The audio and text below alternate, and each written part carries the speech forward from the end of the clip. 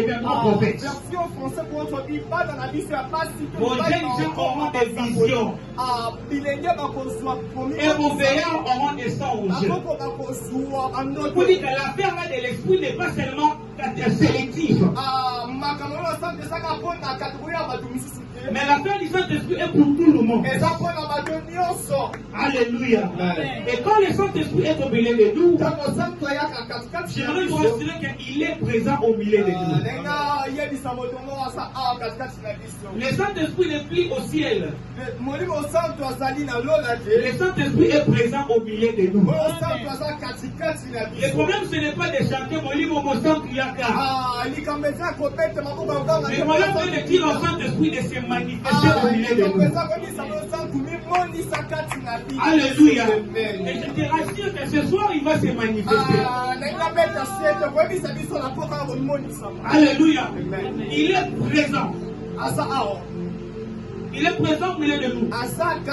Mais il y a des choses qui nous empêchent de voir la manifestation du Saint-Esprit. Je vais finir par là. Je vais donner 15 minutes. Il y a des choses qui nous empêchent de voir le Saint-Esprit. Il y en a plusieurs, je vous donne une pour ce soir. La première chose qui nous empêche de voir le Saint-Esprit, c'est parce que nous sommes inconscients de sa présence. Ah. Alléluia. Alléluia. Dieu est présent au milieu de nous. Il ne se manifeste pas parce que nous ne sommes pas conscients qu'il est là. Alléluia. Nous devons être conscients de lui. Et il n'est pas au ciel. Il n'est pas dans la rue.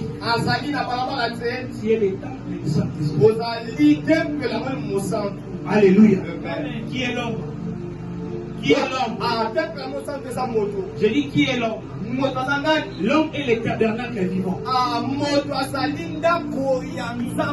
Alléluia. L'homme est l'arche de Dieu en mouvement. Vous savez pourquoi l'apôtre Paul parle vraiment avec assistance? Vous êtes le temple du Saint-Esprit. Il est dit dans 2 chapitres dans 1 Corinthiens. Il parle dans 1 Corinthiens chapitre 3 et dans 1 Corinthiens chapitre 6. Il insiste que vous êtes les temples du Saint-Esprit. Vous savez, l'invisible a besoin du visible pour se matérialiser. Peu importe la puissance de l'invisible, il a besoin d'expresser qui est matériel pour communiquer avec le visible. Et le Saint-Esprit utilise ton corps afin d'agir.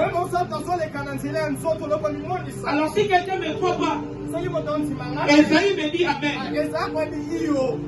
La Bible dit ceci.